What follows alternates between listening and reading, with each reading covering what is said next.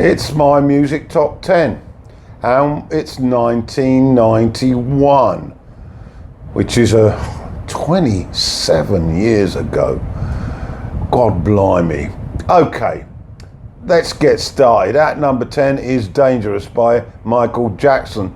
I particularly like this album. A lot of that was to do with listening to it on the overnight train to Malaysia in sort of 1993. But of course it was released in 1991, and the tracks, well, there's loads of hits on this. Jam, Black or White, the video absolutely superb, and In the Closet, and the Skippy sort of Remember the Time. Michael's last really valuable album, I would say. After that he went downhill quickly. At 9, it's Elvis Costello, Mighty Like a Rose. Another quality release from the Elvis. Some beautiful tracks on here. Heart-wrenching songs like So Like Candy, whimsical, joyful, at the fair type songs like Georgie and Her Arrival and Harper's Bazaar. I also like After the Fall. At 8, Cool Tide by John Martin. Now, John Martin was a very big favourite for me in the 80s and at the beginning of the 90s, and this album is a cracker. The title track is a long sort of bluesy psychedelic piece, but I also like some of the more up-tempo numbers like Jack the Lad and The Cure and Call Me is particularly memorable. John's vocal takes a bit of getting used to, that gruff sound, but I think he was an extraordinary artist. At 7 is Mr. Lucky by John Lee Hooker. Well, John Lee had come into his own in the 80s, out of the sort of doldrums really, and with the help of his friends, stars in the rock world, but finally got some money in his bank account. Mr. Lucky is a cracking album.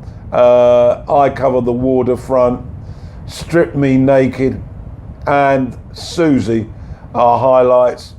Again, that sort of urban Delta blues comes through on his stuff, and of course, who can really forget his memorable gruff-like vocals. At 6 is Innuendo by Queen. Really, this probably was the last album in Freddie's life that I would consider to be memorable, and there's some outstanding tracks on here, including the title track and the I'm Going Slightly Mad. I also like Headlong, but the piece de resistance and one of my favourite tracks of all times is the sort of soliloquy, These Are the Days of Our Lives, with some absolutely gorgeous lead guitar by Brian. I'm just thinking about it now. At 5, Act On Baby by U2. Yeah, it had a bit of a German feel to this, but it was powerful stuff, and I like their shift, taking on board new ideas and trying new things. One, of course, was a big hit, So Cruel, I like that as well, and The Fly, were really rocky, punchy number, and the sort of ballady, mysterious ways. At 4, Morrissey, Kill Uncle.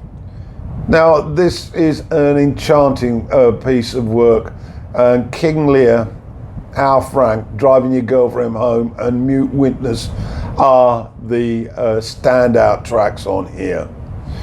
Now, this is supposed to be a top 10, but typically I've made a bit of an error here, and we've got two albums at number 3. The first of them is Diamonds and Pearls by Prince and the New Power Generation. Once again, the combination of funk, jazz, R&B ballads and rocky guitar come to fruition with this gem of an album. Cream, great song, great single. Insatiable, I like. And Strolling, great jazz rock there. And Money Don't Matter to Tonight, along with the title track. The other album at 3 is The Soul Cages by Sting. He wrote this album shortly after his mother died, or was it his father died? I can't remember now. But there's some absolutely gems on this. Why Should I Cry For You? Jeremiah Blues Part 1 and The Island of Souls are the highlights, along with the title track. So it's at number 2, and it's Play by Squeeze. Now, this band, if you like nice pop songs with catchy, clever little stories, then this has got to be your band. There's hardly a duff track on this, and the titles, The Truth, a beautiful song. Cupid's Toy, that's an amusing take on life. House of Love, I love. And The Day I Get Home and the single Satisfied. That's just a small collection of this album's songs. Listen to all of it, I suggest. And at number 1 is Fellow Hoodlums by Deacon Blue. Ricky Roche and Lorraine McIntosh once again coming up with the goods here. There's some lovely gentle rock on here. Your Swaying Arms is a particular favourite, as is Closing Time, which is heavily influenced by Sly and the Family Stone. The Day That Jackie Jumped Jail is an amusing take on crime. And Twist and Shout, not the Beatles version, and I Love the Wilderness. Okay, so that's 1991, best of, top 10, number 1, Deacon Blue, Fellow Hoodlums.